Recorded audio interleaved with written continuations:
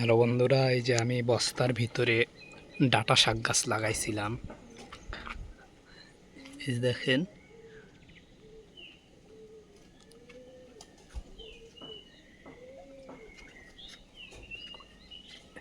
তিন আর তিন ছয় আষ্টটা ডাঁটা গাছ হয়েছে। পাশে পাট শাক, দেখেন।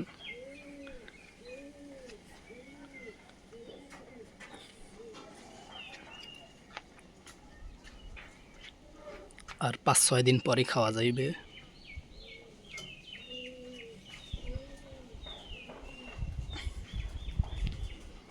পাশে একটি টব খালি আছে, এটা কিছু গাছ লাগাবো।